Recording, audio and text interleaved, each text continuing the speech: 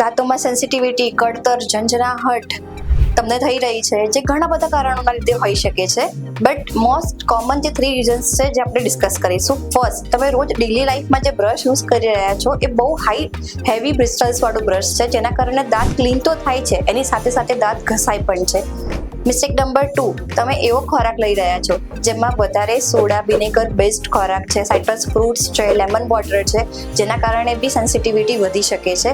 અને mistake number 3, કચકચાવાની ટેવ, especially રાતના સૂતી વખતે, જેના કારણે બી ઇનેમલ ઘસાય છે અને ઝંઝનાહટ વધી શકે છે.